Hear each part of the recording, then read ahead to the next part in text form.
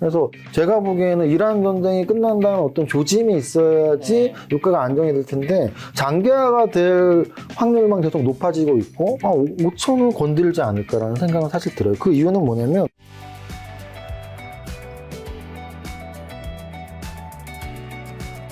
자, 지난주에 증시가 굉장히 요동을 쳤었습니다. 월요일 날은 휴장, 화요일, 수요일 폭락, 목요일 폭등, 금요일 보합, 그리고 오늘 폭락을 또 했습니다. 오늘 코스피랑 코스닥 어느 정도 폭락했는지랑 어쨌든 블랙 먼데이 맞이했는데 현재 증시 일단 점검부터 한번 하고 간다면요. 네, 정확히 이제 3.1절 연휴 전까지, 3.1절 연휴 전날까지요, 최고점을 찍었어요. 아주 행복한 시간이었습니다. 네, 2월 27일 금요일까지, 금요일날 살짝 마이너스 마감을 하긴 했지만, 장중 고점 6,347포인트가 2월의 마지막 거래일이면서 우리나라 역사상 최고점이었거든요. 근데 이제 그 달콤한 최고점의 그 기분이 딱 하루 갔던 거예요, 하루. 왜냐면은 금요일날 이렇게 찍고 토요일날 이제 굉장히 이란 사태 나 급한 소식들이 막 전해진 거죠. 그래서 미국이 이란에 폭격을 하고 또 이란은 강경 대응을 하는 그런 2, 3일 정도, 우리 3일절 연휴였으니까 토일 월 3일간 거의 뭐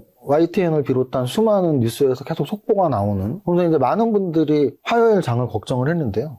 걱정이 당연했다는 듯이 지난주 화요일날 거래소 기준 7%가 빠졌고요. 그러면 지금 굉장히 강한 상승장이었기 때문에 이 정도 7%의 하락이면 평상시라면 다음날 되돌림 반등이 나와야 되거든요. 워낙 큰 하락이었으니까. 그런데 화요일날은 더 많이 빠졌습니다. 거래소 기준 12%가 빠졌어요. 그래서 지난주 화수 이틀 동안 20%가 빠졌었고요. 이 20%는 어느 정도의 규모였냐면 2월 한 달 동안의 상승률이었습니다. 2월 한 달 동안 정확히 몇 퍼센트가 올랐었냐면 19.52%가 올랐거든요. 그래서 한 달 오른 게 지난주 하수 이틀 동안 이제 하락이 된 거였고요. 그리고 나서 이제 절망에 좀 빠졌을 때쯤, 목요일 날 굉장히 급반등이 나오죠. 거래소 기준이 9%. 그리고 금요일 날도 좀 전일 대비 큰 상승은 안 나왔지만 양손으로 버텨주면서 요 정도로 이렇게 정리가 되나 싶은 차트를 만들었지만 오늘 뭐 블랙 먼데이까지는 아니에요. 왜냐면 지난주 수요일 날 12%가 빠졌었기 때문에 뭐 블랙 먼데이까지는 아니었지만 오늘 장중에 한 8%까지 빠졌었고 종가 기준으로 거의 6% 빠지는 하락이 나왔습니다. 그래서 지금 포인트는 그거예요. 우리가 제가 이렇게 유튜브나 강연할 때도 말씀드리지만 정상적인 움직임은 아니잖아요. 최근의 움직임이. 그렇죠. 그럼 이게 원인만 분석하면 돼요. 우리가 결자 해지라는 속담이 주식에도 정확히 떨어지는데요. 맞아 떨어지는데요. 이렇게 지금 시장이 급변하고 있는 이유가 뭐냐? 이미 정답은 나와 있죠. 3.1절 연휴 때 미국과 이란의 전쟁이 시작됐고 오늘까지도 계속 지속되고 있기 때문이고요. 그럼 이제 그 분석만 잘하면 앞으로 어떻게 될지에 대한 예상이 되는 거죠.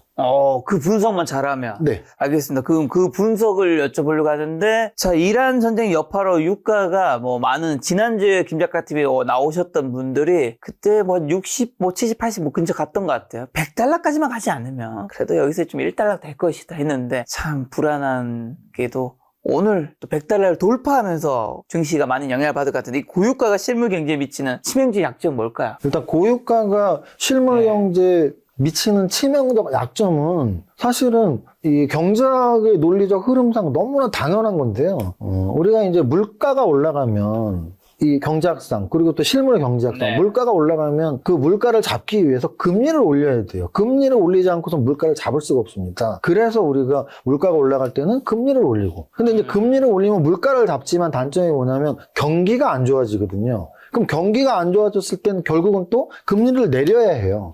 그럼 금리를 또 다시 경기가 안 좋아지면 금리를 내리고, 금리를 내리면 다시 또 물가가 올라가고, 이게 이제 경제학적으로 금리를 조절하는 이유입니다. 그러면 지금 어떤 시기였냐면 작년까지도 금리 인하를 뭐 한 3, 4회 했었고 올해도 뭐 적어도 1, 2회는 할 것이다. 금리 인하의 시기였단 말이죠.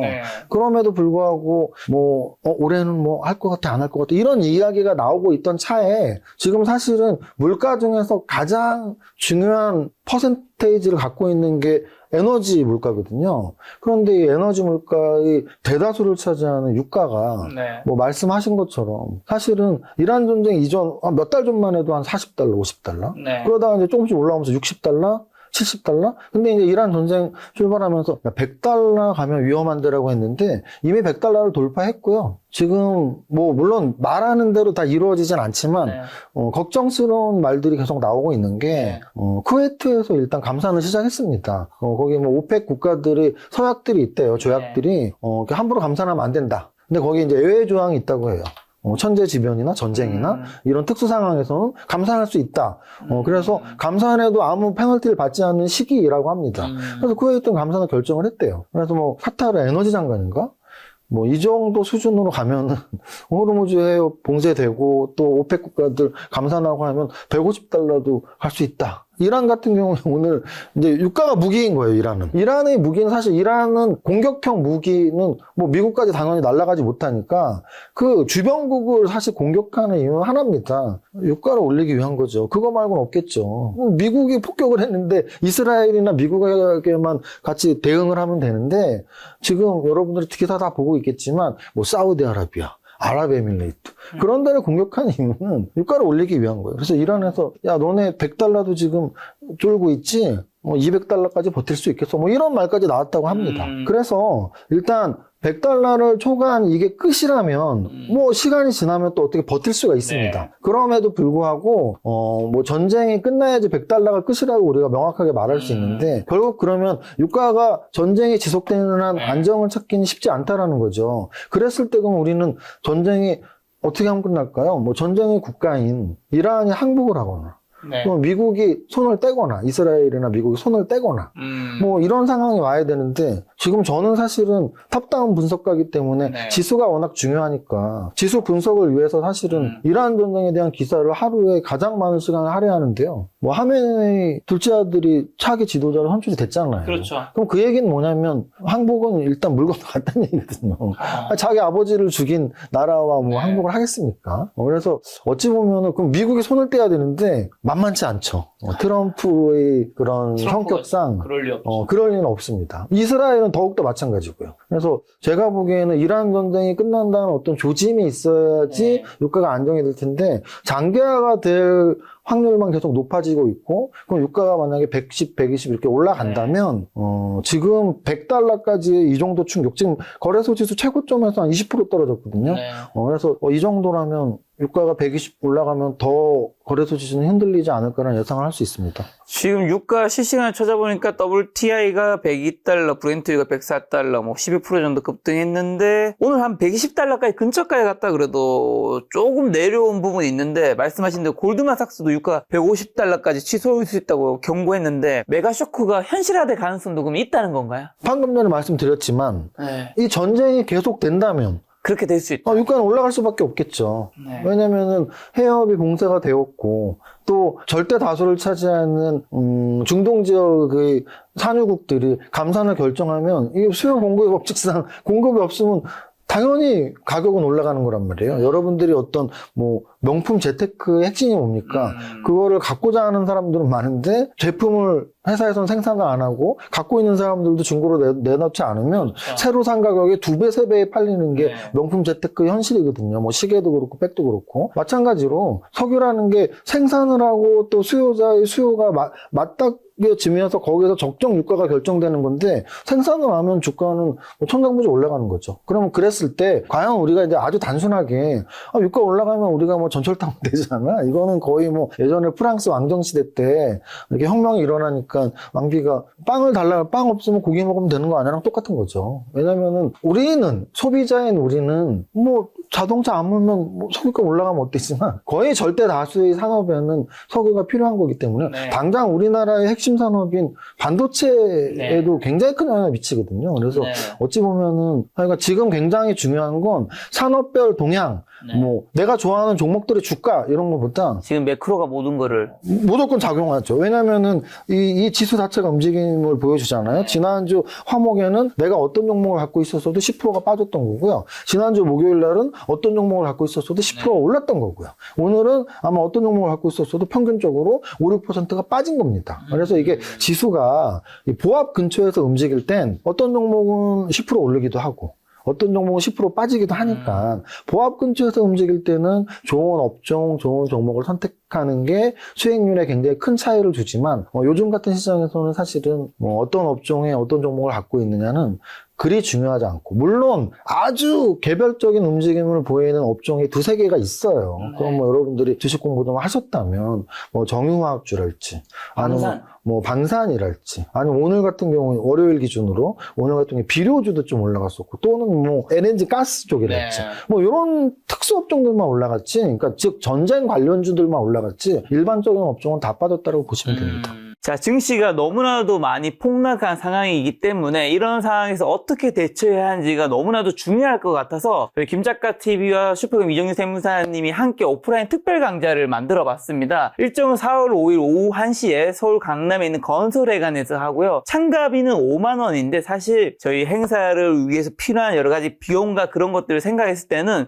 전혀 저에게 이득이 되는 게 아니고, 혹시나 또 그런 오해를 하실까봐 이 세무사님과 함께 하고 있는 멤버십 1개월까지 증정하니까 사실 무료로 하면 신청해놓고 안 오시는 분들 노쇼가 너무 많이 생겨가지고 저희가 행사 진행에 굉장히 큰 문제가 있더라고요. 그래서 참가비는 사실상 거의 제로라고 가깝다고 생각해 주시면 될 것 같고요. 그리고 만약에 혹시나 결제에 못 오시는 분은 녹화본도 드릴 거니까요. 여러분들 큰 걱정하지 않아도 될 것 같습니다. 세무사님, 이 강좌에서 어떤 이야기 좀 해주실까요? 저는 사실은 뭐 탑다운 분석을 뭐 30년 가까이 했기 때문에요. 무엇이 가장 중요한 시기인지를 명확하게 판단하는 게 중요한데요. 지금은 물론 4월 5일 기준으로 뭐 이란 전쟁이 끝나 있을지, 뭐 유가가 안정을 찾고 있을지조차가 예측이 안 되는 굉장히 불확실성의 시대이기 때문에 4월 5일 강연의 지점에서 지수의 움직임이 어떻게 흘러갈지, 그리고 더욱더 중요한 건 우리가 수익을 내기 위해서 업종을 잘 찾아야 되는데 우리가 가장 중요하게 생각해야 될 탑픽 업종은 무엇인지, 그리고 그 업종을 찾은 다음에 그 업종 내에 우리가 최선호주를 찾아야 되는데요. 3박자 투자법으로 그 업종 내에서 가장 좋은 차트, 가장 좋은 재무제표, 가장 좋은 재료에 딱 맞는 종목을 선정하는 기법들을 한 3-4시간 동안 김 작가님과 함께 이렇게 여러분들한테 제공해 드리겠습니다. 4월 5일에 슈퍼김 이정윤 세무사 김 작가가 함께 여러분을 기다리고 있겠습니다. 그러면 트럼프 대통령이 유가 급등을 평화를 위한 대가라며 강경한 태도인데, 전쟁 장기화 가능성이 이제 당연히 있을 텐데, 전쟁이 일단 만약에 3월 내에 뭐 단기간에 좀 끝나지 않으면 한국 증시가 어쨌든 이란 사태로 해서 지금 20% 정도 폭락을 했는데 여기서 더 많이 떨어질 가능성이 굉장히 높은 거겠죠. 네. 어찌 보면 이제 저는 그런 사례를 들고 싶어요. 우리가 이제 예전에 전쟁 격언 중에, 제가 전쟁 관련 격언 중에 진짜 좋아하는 말인데요. 전쟁의 결정은 정치인이 결정하지만 피를 흘리고 죽는 건 젊은이라는 말이 있어요. 근데 지금 트럼프 대통령의 그런 언급들이, 평화의 대가라는 언급들이 어찌 보면 되게 석유가 한 방울도 안 나는 우리 같은 자원 부족의 나라에서는 되게 치명적인 웃긴 얘기예요. 한마디로 열받는 얘기예요. 무슨 뜻이냐면 지금 전쟁이 나고서 나스닥의 하락률을 보면 안 빠진 거 보이시죠? 나스닥 별로 안 빠졌습니다. 나스닥 별로 안 빠졌어요. 왜냐면은 유가에 미국은 훨씬 자유롭게 대응할 수 있거든요. 그런데 그러면 빠진 나라들은 어디냐? 아시아 국가들이에요. 일본 석유 한 방울 안 나잖아요. 우리나라 차트랑 거의 흡사하죠. 지난주 화목 떨어지고 목요일 급등에 금요일날 좀 안정 탔다가 오늘 또 빠지고 거의 똑같습니다. 대만 거의 똑같아요.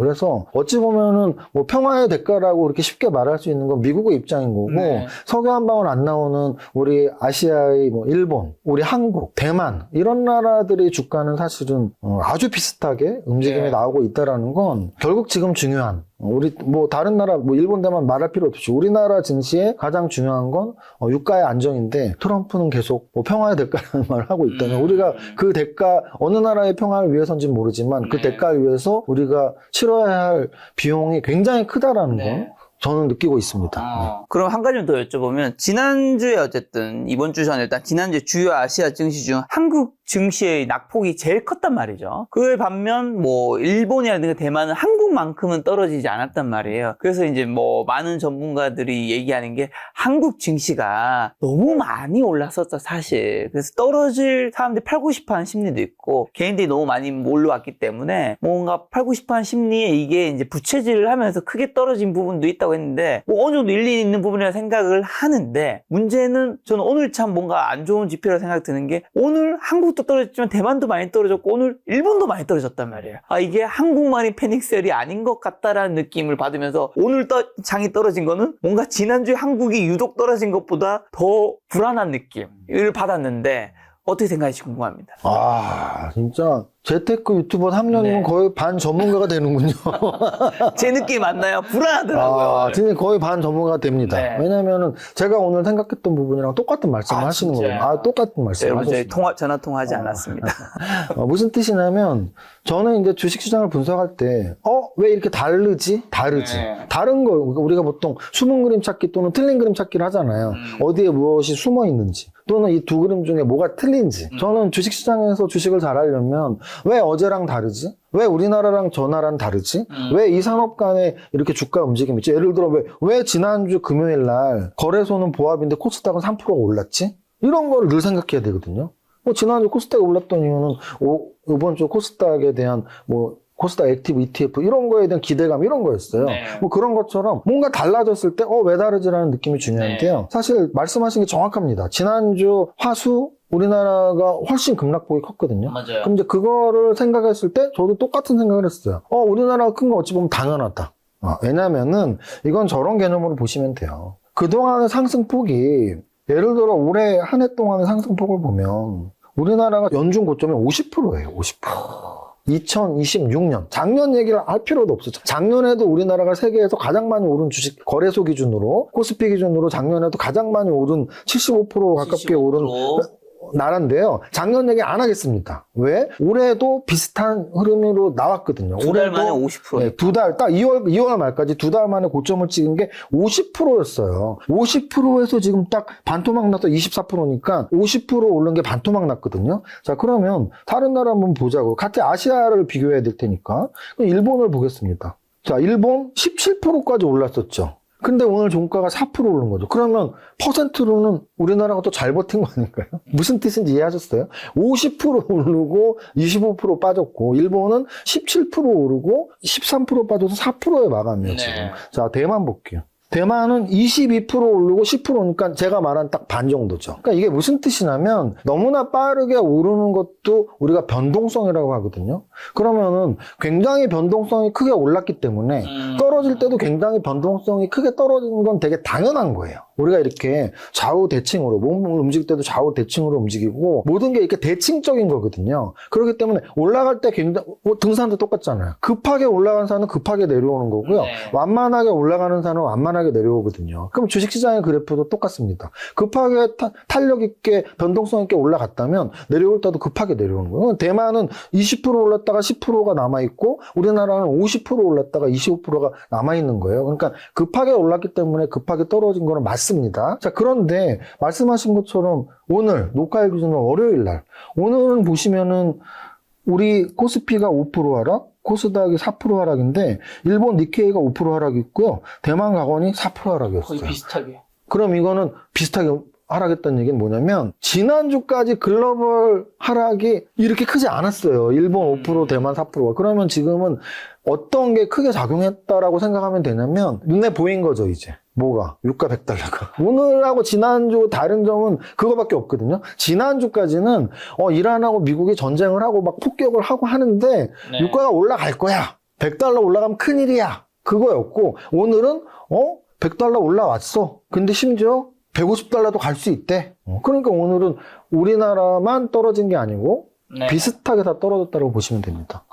그럼 이런 상황에서 한국 증시 혹시 어디까지 빠질 수 있는지 이런 상황에서 그러면 현금 비중을 이미 지금 못 파신 분들이야. 아마 너무 빠르게 폭락하다 보니까 개인분들 많이 못 팔았을 텐데 지금 가지고 있는 주식을 좀 줄여서라도 현금 비중을 늘려야 되는 거예요? 아니면 이미 20% 빠진 걸 놓쳤으니까 버텨야 되는 종목마다 다르겠지. 그럼 종목을 좀 이따 얘기하도록 하고 어떻게 되나요? 이게 변동성이 워낙 크기 때문에요. 그러니까요. 사실 말 한마디 하는 것도 쉽지 않고요. 왜냐면은 무슨 뜻이냐면 예를 들어 이런 거죠. 자, 한번 보세요. 이게 왜 판단이 너무나 힘든 얘기냐면 화요일 기준으로 말씀드릴게요. 지난주 화요일. 더 팔았어야 되냐면 정답은 더 파는 거였어요. 맞죠? 그 다음날 더 빠졌으니까. 근데 수요일 기준으로 더 팔아야 하나요? 하면 안 팔았어야 돼요. 네. 근데 또 금요일 기준으로 팔아야 하나면 팔았어야 돼요. 이게 뭐냐면 매일매일 정답이 바뀐다는 얘기예요. 그럼 오늘 월요일인데 이 녹화 기준으로 지금 말한 게 내일 적용되는 것도 아니고 또 더군다나 하루하루 매일 바뀌기 때문에 이걸 뭐 제가 말하면서 이건 팔아야 된다 안 팔아야 된다라는 사실은 아무 의미가 없는 거고요. 제가 좀 큰 줄기라만 말씀드릴게요. 큰 줄기. 뭐 오늘 파는 게 정답이다 안 파는 게 정답이다 이미 하루 걸로 오늘은 정답이고 내일은 틀렸고 그 다음 날은 정답이고 이기 때문에 의미가 없고 큰 그림으로 말씀을 드리면 일단은 우리가 이제 뭐 이렇게 하락을 할 때는 보통 이평선의 지지 또는 하락률의 몇 퍼센트 이렇게 잡는 게 보통이에요. 그렇죠. 자, 그랬을 때 6,300에서 한 20% 지점은 사실 5천 정도거든요. 네. 그래서 저는 일단 5천까지는 좀 열어놓고는 봐요. 왜냐면 20% 지점이 1차 지선. 사실 5천 근처까지 갔었죠. 갔었는데 사실 이게 차트가 이렇게 커서 그렇지 5,100을 살짝 깬 수준이었어요. 여기 네. 보면 저점은 5,059. 5,050. 오늘 저점은 5,096. 그러니까 이제 5천까지라기보다 한 5,090에서 5,050 여기까지 왔었죠. 그래서 이제 저는 5천은 건들지 않을까라는 생각은 사실 들어요. 그 이유는 뭐냐면 여기가 이제 우리가 61선이라고 하는데 네. 뭐 좀 지지선 테스트를 한다면 61선 지지가 한번 있을 지금 테니까 21선은 깨진 거죠. 21선 무조건 이게 제가 이 말씀 안 드리려고 그랬는데 뭐 지금 질문이 나왔으니까 같이 대답을 드리면 사실 우리나라가 더 많이 빠지는데 가장 큰 이유가 하나 더 있어요. 많이 올라서도 있지만 많이 올랐다라는 걸 누가 가장 절감할까요? 우리나라 투자자나 기관들이 절감할까요? 아니요. 왜? 우리가 저런 게 있어요. 맨날 거울로 내 얼굴만 보면 나는 잘생겼어 하고 끝나죠. 거울로 내 얼굴만 보고 있는데. 근데 이렇게 거리를 한번 나가보면 다 저보다 잘생겼거든요. 네. 근데 거리에 나가면 저는 내가 못생겼구나. 이게 잘생겼네? 이게 보면 잘생겼네? 근데 이 거리에 나가면 못생겼네. 눈이 없으신가요?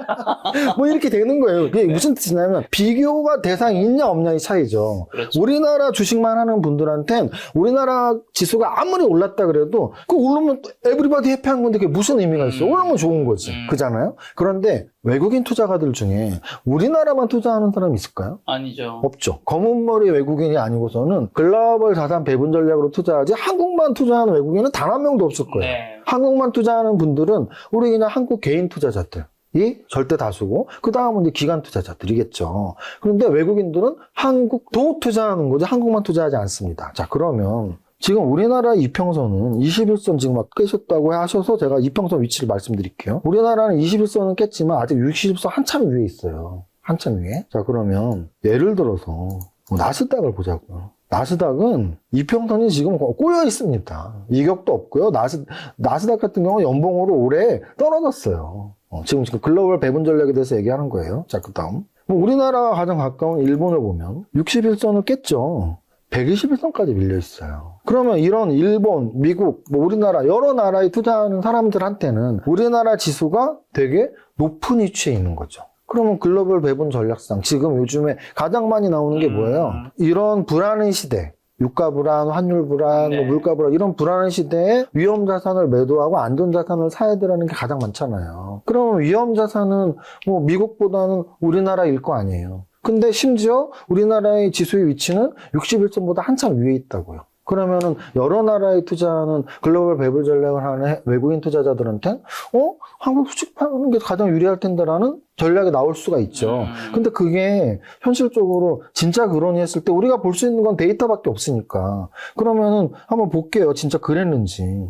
오늘만 외국인들은 3개월 팔았어요. 아까 제가 말씀드렸던 우리나라 너무 많이 떨어지는데 하루에 5%나? 개인들만 샀죠. 외국인들은 3조나 팔았어요. 그러면 오늘만 팔았냐? 지금 이란 전쟁 이후에 거래일수가 며칠이냐면 5거래일이 지난 거 아시죠? 지난주 화수목금 오늘까지 5거래일. 그 5일 동안의 매매 동향을 보면 10조를 팔았어요. 근데 역시 기관도 팔았죠. 그러면 글로벌 배분 전략을 하지 않는 개인들만 우리나라 지수 조정받는데 사야 되는 거 아니야 하고 15조를 산 거예요, 지금. 자, 그러면 5일만 그러냐? 1개월로 가면은 20조를 팔았어요, 외국인은. 20조를. 2개월로 가면은 34조를 팔았어요. 자, 그러면 2개월 다음에 3개월인데 3개월은 29조니까 그 2개월에서 3개월 사이에서는 순매도가 아니었던 거죠. 그러면 결론적으로는 최근 2개월부터 순매도가 계속됐다는 거예요. 오늘까지도. 그럼 2개월 전이 언제냐? 2개월 전이 딱 여기거든요. 4,500 돌파할 때.